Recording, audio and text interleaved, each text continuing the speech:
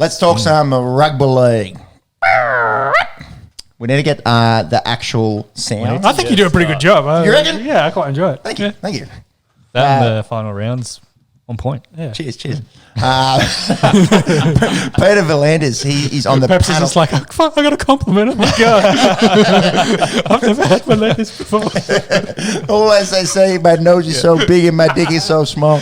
My calves are so And my tiny. calves are so puny. I was copping calf chat on Friday night. Shout out to Luke Anstretta, good mate of mine. Yeah, getting stuck into Pepsi's calves. They're the hardest muscle to grow, bro. They're the hardest muscle to grow. Too funny. Yeah. Speaking of small calves, Peter V'landers. Never seen his calves in my the life. horseman. Yeah, definitely big schnoz on it. He's going to be on a panel to select the Australian team.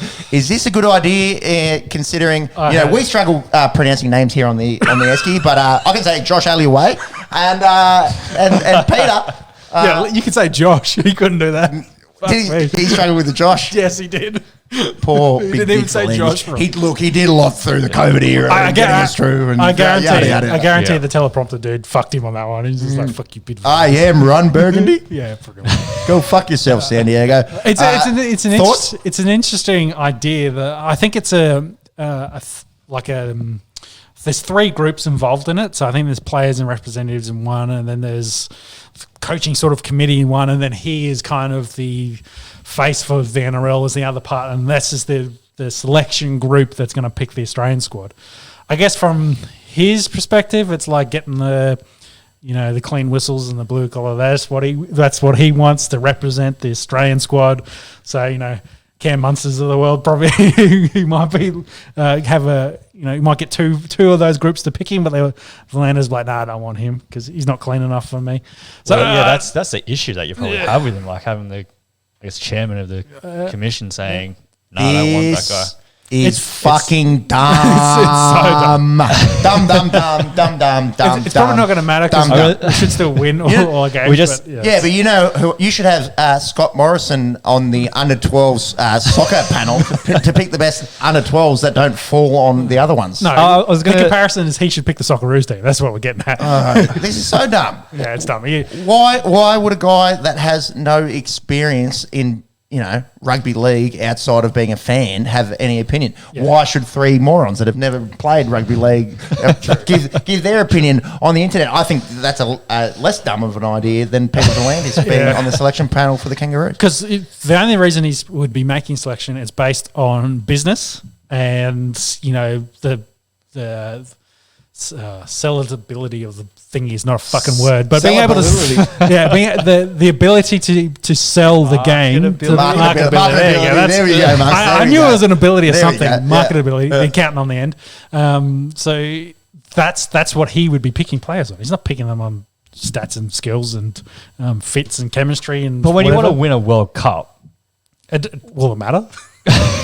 Australia A could probably still win the World Cup. Yes, and also how much of this is ritualistic? Yeah. He's on the selection panel. Yeah. Is he the one out there that's got to choose between a Daniel Tupou and a Josh Addo-Carr? We'll talk about that in a second. Yeah. Is Mal still the Australian coach? Yeah, I believe so. So he's probably going to have, I don't know, Mal is probably going to have the Origin guys from different camps in there. So he'll be sitting in the corner while these guys probably make all the decisions. And as long as they don't pick one he doesn't like, he'll probably keep quiet. So, let's hope that's the way it goes. Otherwise, it seemed dumb. Does seem dumb. The Parramatta Eels, they're on a bye this weekend, but Ryan Madison, he... In the chat, yes. Yeah. So, Monks, if you wouldn't mind just seeing what the latest is on Ryan Madison. He's set to make his Blues debut on Wednesday night. Not many people had him in their teams. A little bit of a bolter. Definitely does a lot of hard work. Definitely good rig. So what's the go with him? The Finns are after him? I think there was like a 3-year deal on the table that he was going to pick. I think it was basically done deal, it's going to happen. We'll sign this contract and he'll go join the Dolphins. And the Dolphins forward pack is looking very good if he does. Yeah. They've definitely got some talent in that forward pack. Maybe a bit light on in the back line, but they did just sign the Bulldogs, one of their reserve halfbacks, I think. So to add another name into that, but nothing to write home about. Oh, do they get Jeremy Marshall-King? Yes. The hooker. Hooker. Okay, there you go. Yep. So yeah, they added him. But yeah, sounds like this was going to happen. Potentially going to be announced in the week, and the Eels said, "Hold on a minute. Do you want 4 years? We'll give you an extra year and 2.5 mil." So I think he's now weighing up his options of does he stay, does he go. If the deals are comparable, one seems a bit longer, and money wise, then yeah, we'll have to see. But of course, getting another Origin player, that was the chat. Can I pick another Origin player for the Dolphins? Yeah, it'll be interesting to see what happens. Bidding war, perhaps, Maybe over Maddo. You'd think the Finns would want to keep some money and try to get something in the back line. Cam Munster. Yeah, well, that's one. Or if they can get something, any of the other guys potentially available in that back line, because that's where they're light on at the moment. As Monks chases up the latest news in that one, maybe we talk about Cowboys Titans. Yep. Cowboys, they're looking pretty good. Even without their Origin stars. Yeah, so they won Thursday night against the Titans, 32-6 at Seabus Super Stadium. The Cows ended up having 4 guys out to Origin, so Valentine Holmes, Ruben Cotter, and Jeremiah Nanai. Yep. And then Tom Dearden is the 18th man, so he missed out on this game. Murray Tulangi and Hamiso Tabuai Fido, they played despite being in the Origin camp. The Hammer, he scored 2 meat pies, but it was a Jason Tamalolo show. He was back and playing his best footy. Not that he's missed anything. He's back, I suppose, compared to 2021. Tamalolo, 29 tackles, 6 tackle busts, 3 offloads, 207 run meters. Scott Drinkwater was good again for the Cows. A bit of a bounce back after, not looking like the Cowboys that we've seen the last few weeks in getting hammered by Penrith last week. They seem like the real deal, don't they? Definitely. Titans are Titans.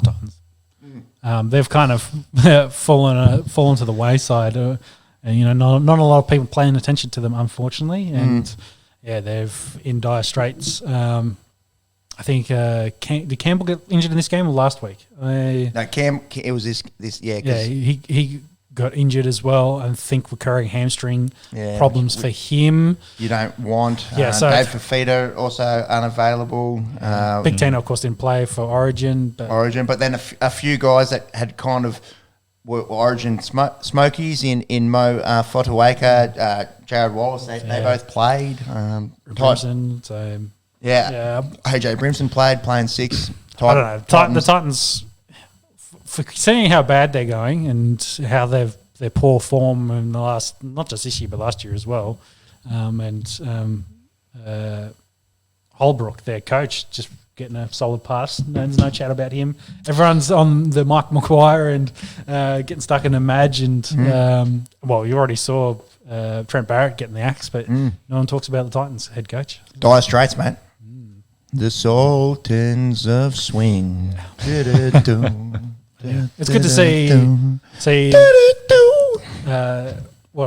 Brisbane Cowboys both still in the top 4. Well, they slide out last week. Well, Brisbane are on a bye, but you get 2 points, so they should. Yeah. Considering where they were last year and where they are now. Yeah. So as it stands, North Queensland 18 points, 3rd. Brisbane 16 points in 4th, and they'll probably stay there because they'll get the bye. The Eels have got the bye. Roosters got to play a Raiders, so they win that. So they'll probably be in the same spot they are now. 2 teams that no one thought would be sitting 3rd and 4th at the start of the year. That's for sure. Any news on Maddo?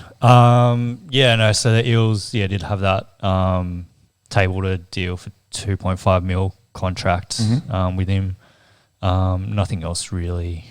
I think if it's a 4-year deal, what's the average on that? Someone do some quick math. 2.5 by 2 is 1.25 by 2 again is 600 and something. 70 odd. Let's go 70 odd. And then just off the back of that, also with Munster, I think he came out 612. I think that's probably unders. Do you reckon?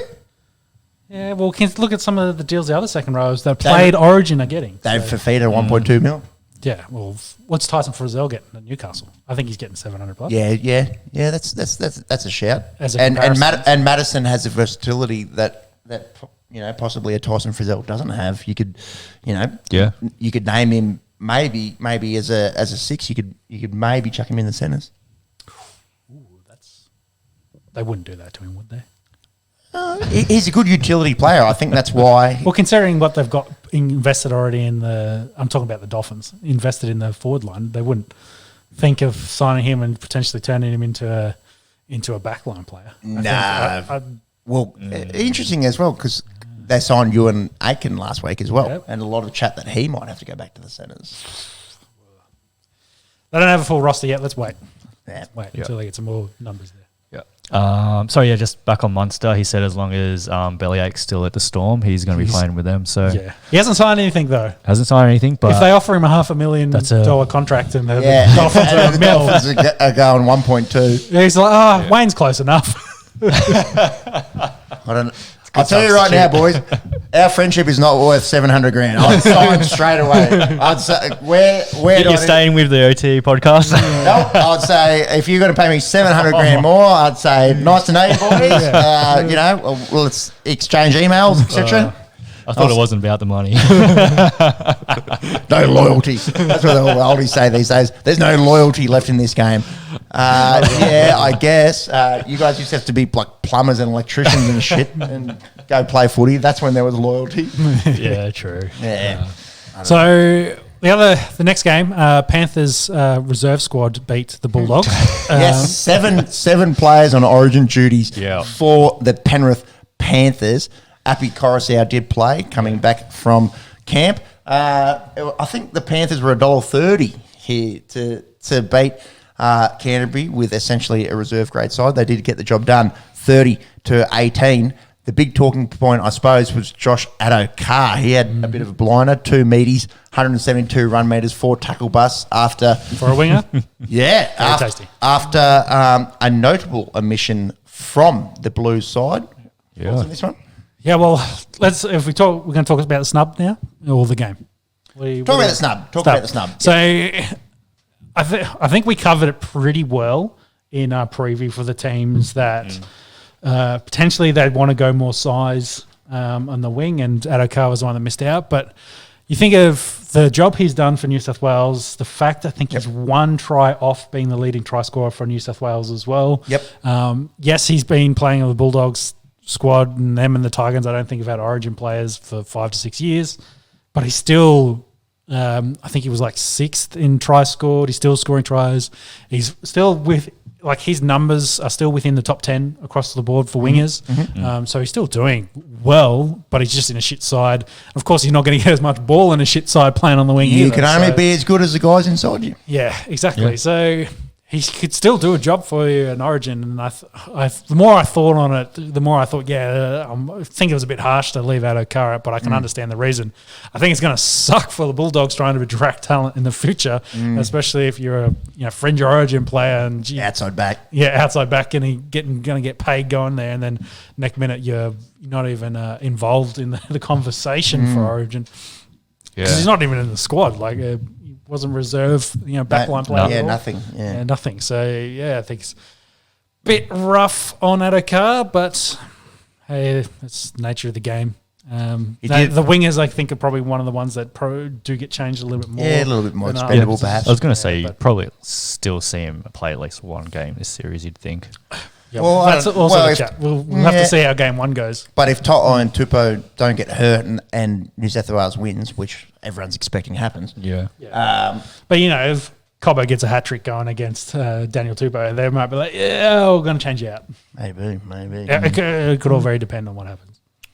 If they win 40-0, it won't matter. Addo-Carr's not getting a run. We will know Wednesday night how that unfolds. Penrith still getting the job done in this one.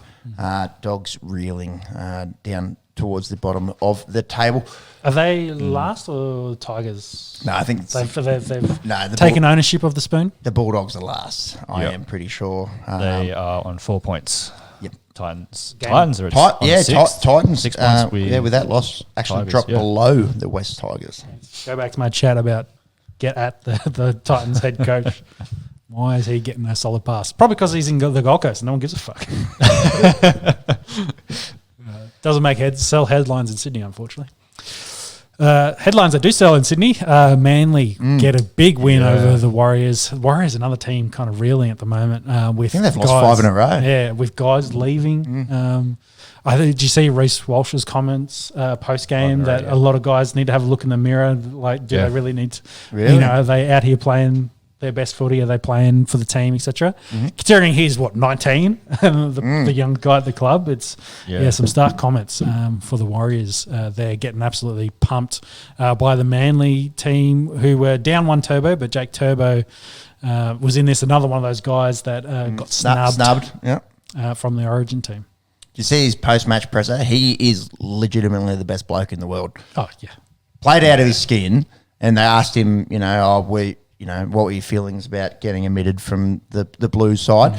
And he said, it was disappointed. I was disappointed, but I'm proud that I got to captain my club, at home, Manly Junior. Nothing bad to say about anyone or anything. Is he their captain week in, week out? No, daily Chilerier. Yeah, that's what. Hence him getting. Yes, okay, getting the captaincy. Yeah, DCE captain should have done that. Ruben Garrick out of his skin.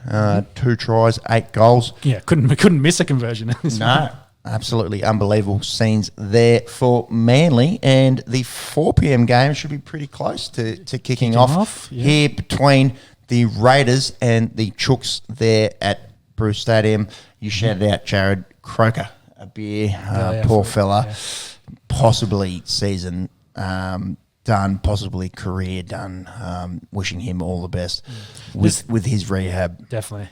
This will be an interesting football game because I think, both teams, their 2 best players are on Origin duties. So Tedesco, Whiten, both gone. I won't say Daniel Tupper's second best player plays for the Roosters, but they're also missing, so they got 2 out as well. But they are missing Teddy being their big one. Well, Lindsay Collins as well. Did he get in the squad? Did he make Queensland team? I don't think he did. 15.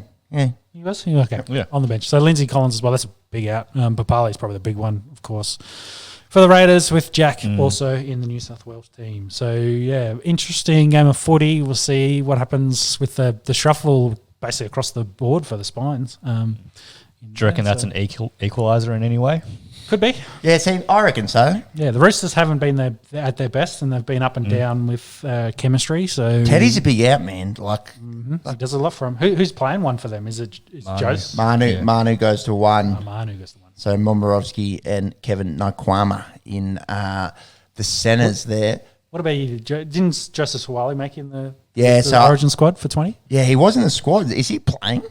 I don't think he was in the 18, so no, he'll be playing for the Roosters. Is he playing for the Roosters? Yeah, he's outside of the 18, which means they're free to be released to play this week. Yeah, and that would be an experience-based thing, I think. Getting a young fella in that probably will play a lot of Origin football moving forward. But there's probably a lot of other young blokes in the comp that have been performing better of late. The bloke's 19. Also true. Let's and name base. There's so much. Sawali's the next big thing. It's like a young Sonny Bill. Go back to stories coming out of Sydney headlines. That is the big one. So he gets a lot of media attention for that very reason. Sawali is named on the wing.